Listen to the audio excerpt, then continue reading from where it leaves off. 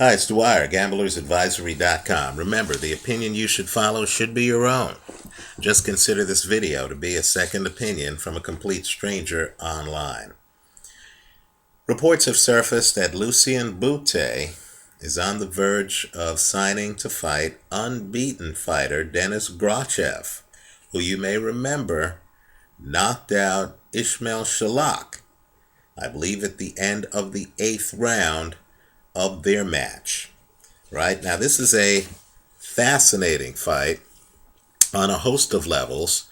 Bute got knocked out by Carl Froch. He has a rematch scheduled with Carl Froch, but first he has to get by Grachev. If you look at that Carl Froch fight, it looked like Bute never recovered from getting hurt by Carl Froch in that fight. He then gets battered the last 2 rounds of that fight.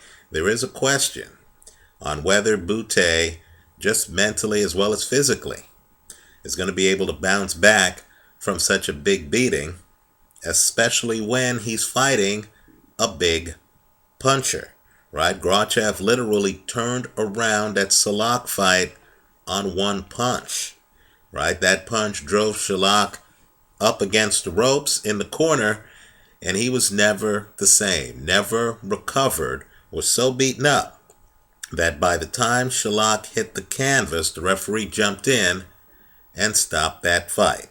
Right? The question is, will Bute bounce back against a big puncher so soon after Carl Froch?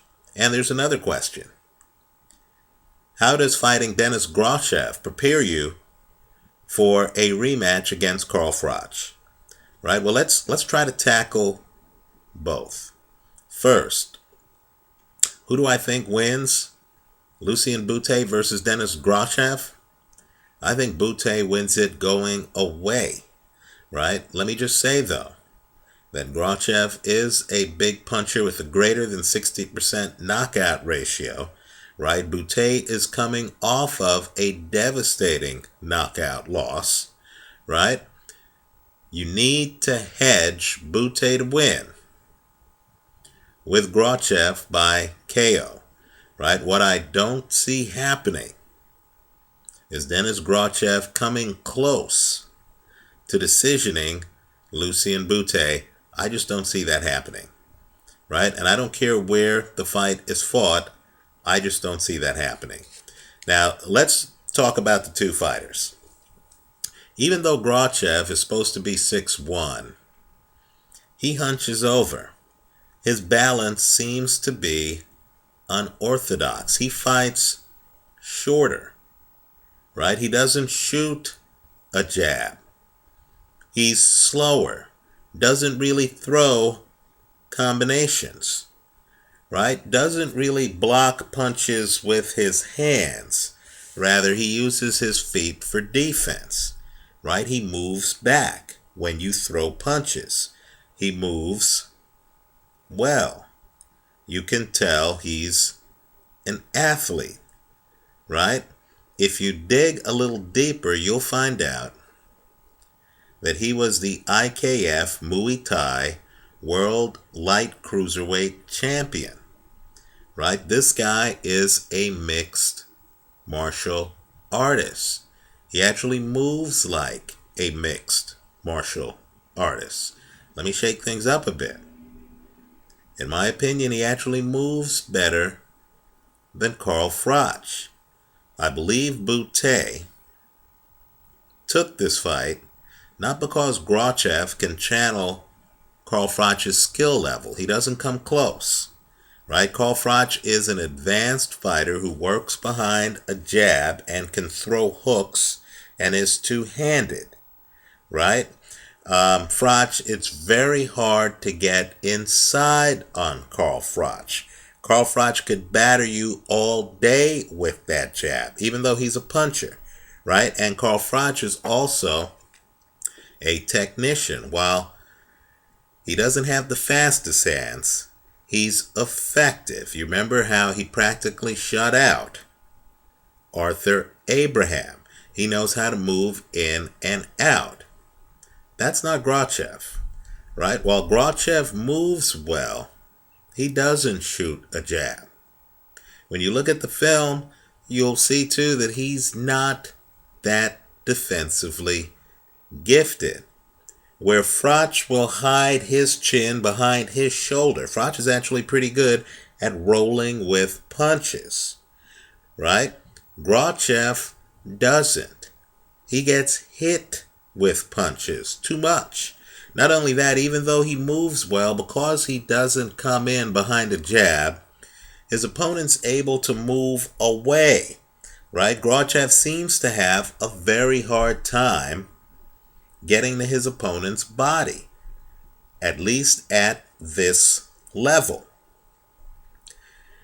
What Grachev seems to do is Grachev seems to wait until his opponent slows down.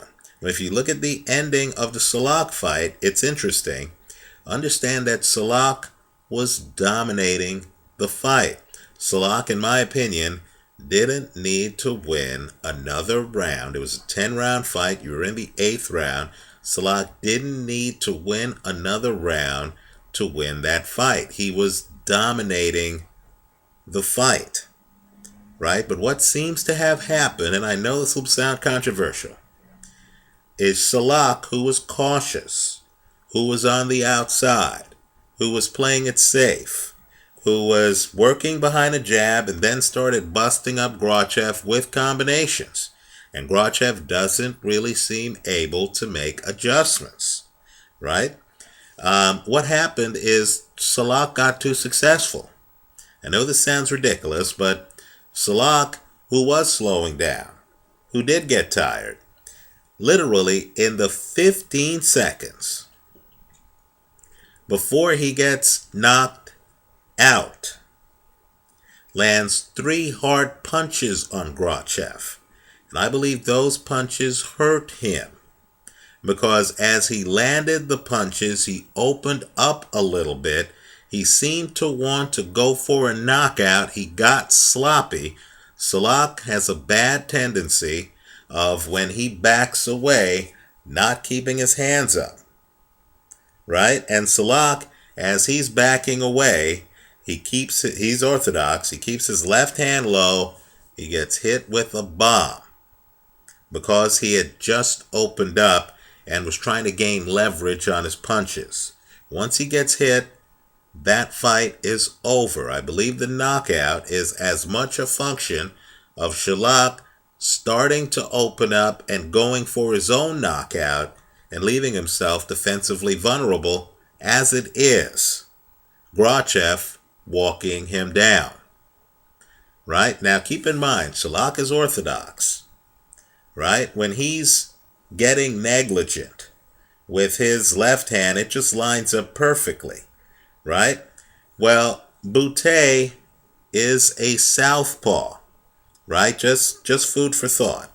And so I believe Grachev, who doesn't throw straight punches, he's a hooker.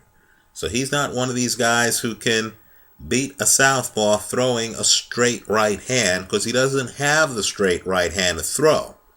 I believe he's going to have all kinds of problems, because I'm expecting Bute to move around him. Even though Grachev moves well, he has a problem with movement, right? In other words, an opponent can literally dance circles around him, right? Bute has the faster hands, right? Bute's a complicated fighter who can literally drop his hands but stay far enough away. And I just don't believe the angles are going to match up well for Grachev. Bute doesn't even have to get close enough to Grachev to hit him in the body. And Bute is a devastating body puncher. All Bute has to do is win this fight on his back foot.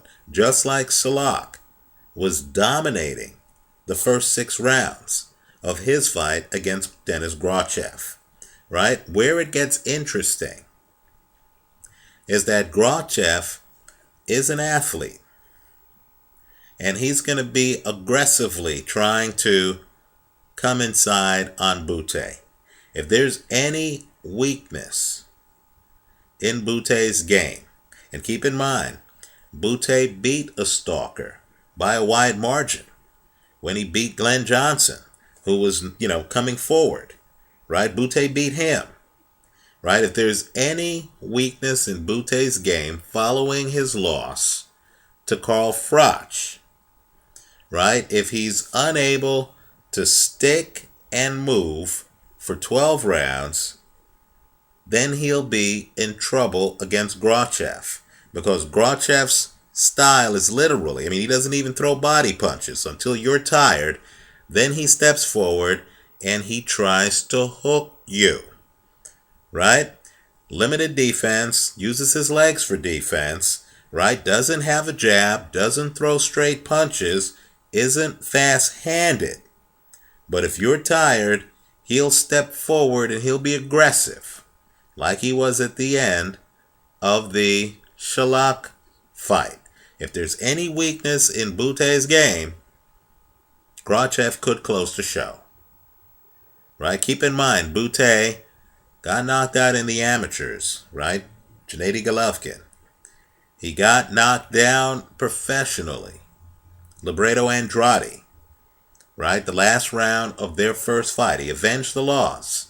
But, there was a long count in the last round of his first fight against Libredo Andrade that raised questions about his chin.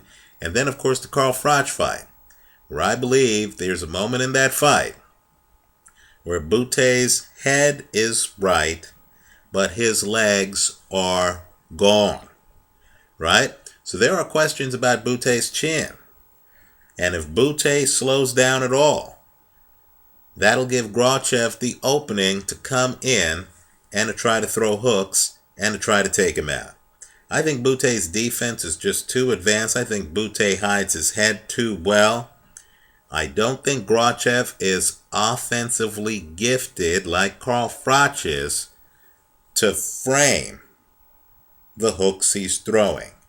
In other words, Carl Froch blinds you with a jab. You don't know what's going on. Suddenly, here's the hook behind it, right? In other words, you're blinded. Suddenly, you're getting hit with bombs, right? It would be different if Carl Froch didn't have that jab. It would also be different if Carl Froch stood in front of you like Grachev does, instead of standing at a side profile, where just because he's at a side profile and rabbit punching and punching at someone's back is not allowed, he literally, just by turning to the side, takes away half of his body from you, right? That's Froch. Grachev stands like this. He stands straight in front of you. He's there to get hit. As he comes in, Carl Froch is slick. He's hiding behind a jab. He's over here at an angle. He's turning away, right? He's, far away, but then he has an assortment of punches he can hit you with from far away, and they're not all on the same plane, right? In addition to hooks, Carl Froch has a devastating uppercut. So if you're focused on a hook, you could get hit. If you have your hands up in a rabbit ear defense, Carl Froch can split it by, hitting you right up the middle. Froch also can throw a straight overhand right. Those are skills, in my opinion, Grachev, a hooker, doesn't have. But he's a skilled mid-range hooker in that he moves well enough, right, where he's not always in front of you. Put in a sentence, I like Lucian Bute to win the fight. I expect him to win the fight, but I would hedge the play with Grachev by KO. I think this fight is up to Lucian Bute. If he's still Lucian Bute and he can fight off his back foot, turn, angles, not give the guy anything to hit, then I believe this fight will be like Bute's victory over Sakio Bika, who I believe is very tough and who I believe would give Carl Froch all he can handle, right? I believe this is a good matchup for Bute in advance of the rematch with Froch, simply because Grachev is going to force him to deal with a big hitter who can move around the ring. But make no mistake, Grachev is not Carl Froch. He doesn't have that skill level. The only thing he seems to do as well as Froch, in my opinion, is move around the ring. I think he moves a little bit better than Froch. I think he is an excellent athlete given his MMA background. Let me know what you think. Leave your comments for me here online. Visit us at gamblersadvisory.com. Thanks for watching.